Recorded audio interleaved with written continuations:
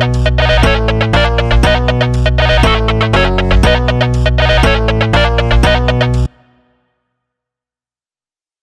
there guys, and welcome back to another maths video. In this video we're going to be looking of course at factorizing or factorization or factoring if you're American. Whatever you want to call it, factorizing is the reverse process of expanding.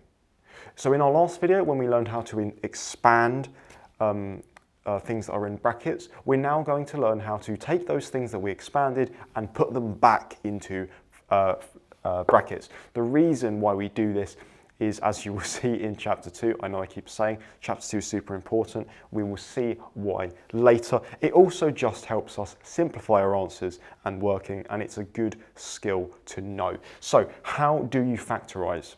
Factorization essentially takes advantage of the fact that you can put things into brackets.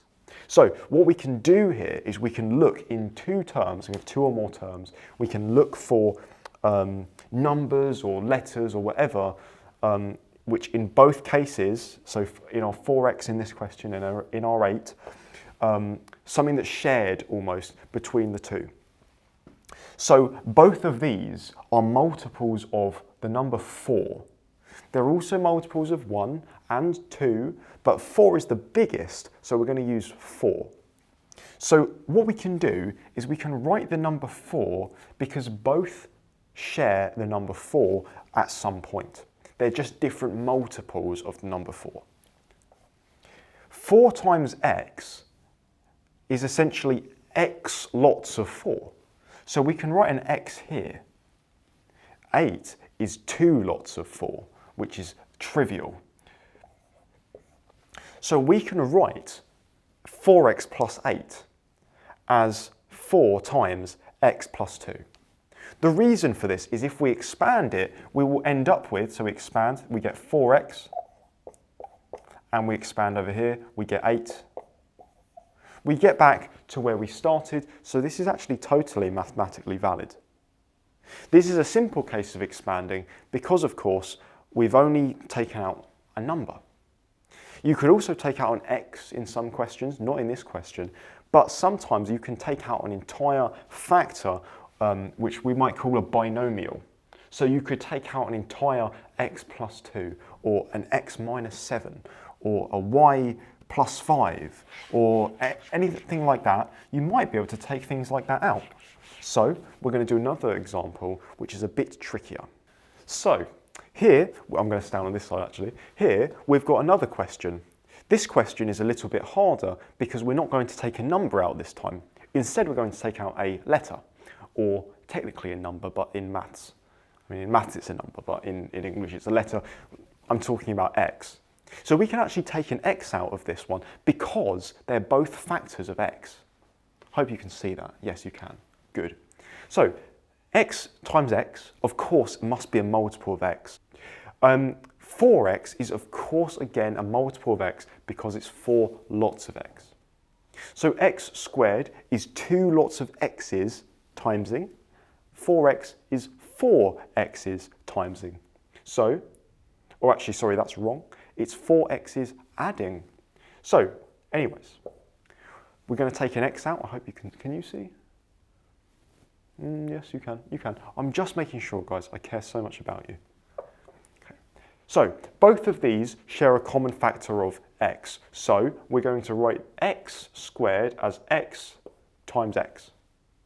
And 4x as x times 4. So x squared plus 4x is x on the outside times x plus 4, okay? And the reason for this is because if you expand this out, I'll expand it actually up here. If you expand this out, you get x times x plus x times 4, which you'll notice is the same thing as over here. So therefore, it is totally valid to do so. Let's try one more difficult question. So guys, this is the last question that we're going to look at today. 12y squared minus 4yx. So I want you to have a think about which numbers, letters, whatever you want to say, are shared between both of these numbers. Well, first of all, I'm spotting that 12 is a multiple of 4. So both of these are a multiple of 4. Another thing I'm spotting is that there is a y featured in both of these, which means they must also both be at least one multiple of y. We don't know what y is, but the fact that they're being multiplied by y means they must be a multiple of y, for obvious reasons. So, 12 is 3 times 4. So if we take our 4 out, and also, actually let's do this in steps. Let's just take a 4 out so far. This is then going to leave us with 3y squared. This is because 4 times 3y squared is 12y squared. If we're going to then take away 4yx, I'm going to only take away yx because the whole thing is being times by 4 over here anyway. So this is also equal to this. In these sets of brackets though, there's another common factor of y. So we're also going to take y out of the brackets. That's going to leave us with 3y, not 3y squared, only 3y, because we've already got one power of y out here, so they will multiply together to give us back that 3y squared. And then we're going to subtract just x. This is because x will then be multiplied by 4y, or minus x, and then we're going to get minus 4y squared. So this is actually identical or completely equal to this original thing. So this is the factorized version of what we've got at the top. You cannot factorize this anymore because they do not share any common factors in here. These do not share any common factors because x and y must be considered to be different numbers, and 3 and 1 have no common factors other than the number 1. And you can take as many number 1s out of here as you want, but it obviously won't change anything. So this is the answer, and I hope this helps you guys.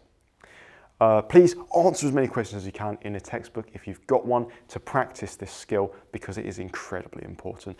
I will see you lads in the next one.